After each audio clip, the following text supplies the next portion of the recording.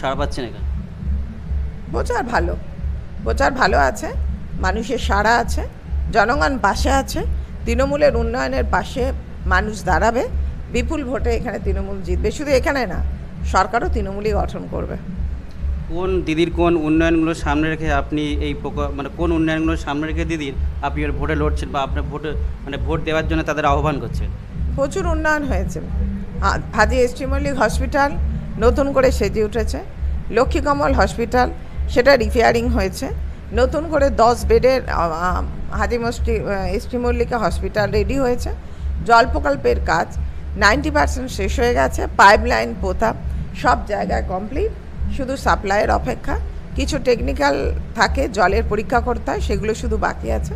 জল প্রকল্প হয়ে যাবে, অর্থাৎ মানুষ ঘরে ঘরে জল পেলে মানুষের আর এখানে কোনো চাহিদা আছে বলে আমার মনে হয় না।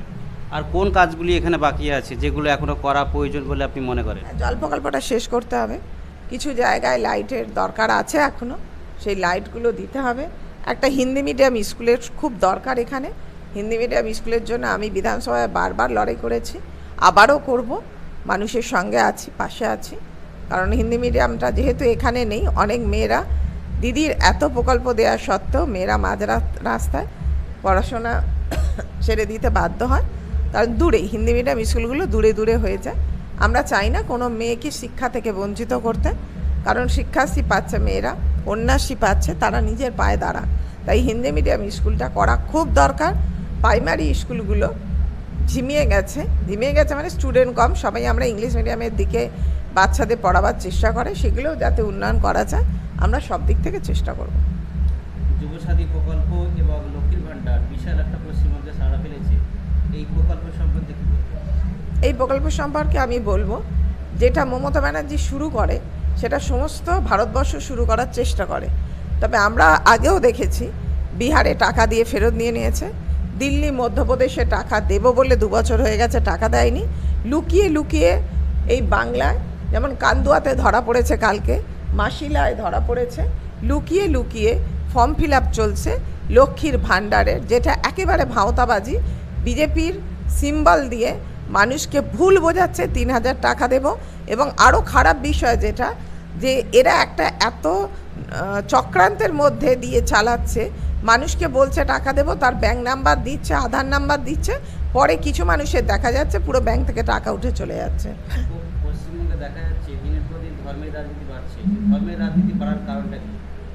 এ তো বিজেপিই কারণ, একমাত্র বিজেপিই কারণ। কারণ আমরা বিজেপি যখন কেন্দ্রে ছিল না, আমরা কখনো বুঝিনি হিন্দু মুসলিম এভাবে থাকতে হয়।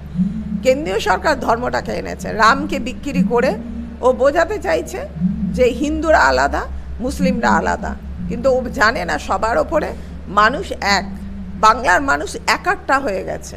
বাংলার দেখে নেবেন যেখানে হিন্দু অধ্যুষিত এলাকা আছে সেখানেও বিজেপি সিট পাবে না, এটুকু আমি বলতে পারি। অভয়ের মা এখন বিজেপিতে, সেক্ষেত্রে কি তৃণমূলের ভোট ব্যাংকে কোনো প্রভাব পড়বে? দেখুন, অভয়ের মাঝে বিক্রি হয়ে গেছে আমার বলা উচিত না, তার ব্যাঙ্ক অ্যাকাউন্ট, তার যে জমা দিয়েছে সেখানে দেখা যাচ্ছে উনি যে কাজ করতেন সেই কাজে 3 কোটি 4 কোটি টাকা ব্যাঙ্ক অ্যাকাউন্টে কী করে এলো সেটা ভাববার বিষয়। এর বেশি আমাদের দলের নির্দেশ আছে, যেহেতু উনি ওনার সন্তানকে হারিয়েছেন, এর বেশি কিছু বলা উচিত না, মানুষ জবাব দিয়ে দেবে। সিপিএমরা প্রায় বামেরা প্রায় অভিযোগ করে যে আপনাদের বিরুদ্ধে যে আপনারা কোনো শিল্প করেননি। বামেরা কি শিল্প করে গেছে? 34 বছর বামেলা যা শিল্প ছিল, যত জুট মিল ছিল, প্রত্যেকটা জুট মিলের মেরুদণ্ড ভেঙে দিয়ে গেছে। ন্যাশনাল জুট মিল কেন্দ্রীয় সরকারের, কেন চালাচ্ছে না? যারা বড় বড় কথা বলছে ন্যাশনাল জুট মিলটা চলছে না কেন? আজকে ডেল্টা জুট মিল ভেঙে তো মেরুদণ্ড দিয়ে গেছে সিপিএম, ধর্ণা দিয়ে, লক আউট করে, শ্রমিকদের উত্তেজিত করে, কাজ বন্ধ করে, হরতাল করে আজকে শিল্পগুলো তুলে দিয়ে আজকে চলে গিয়ে বলছে শিল্প হয়নি। শিল্প হয়নি কোথায়? 15 বছরে ইন্ডাস্ট্রি পার্ক আমাদের ধুলোগড়ে যেভাবে শিল্প হয়েছে, আরও শিল্প হচ্ছে, শিল্পপতিরা আসছে এখানে শিল্প করার জন্য। পরবর্তীকালে ছোট হলেও এখন জুটের বাজার খারাপ, আরও খারাপ হয়েছে, ফলে শিল্প যেটা আমরা জুট মিল বলি সেটা খারাপ হয়েছে। পরবর্তীকালে অন্যান্য শিল্প এখানে গড়ে উঠেছে, সেগুলো রমরমিয়ে চলছে।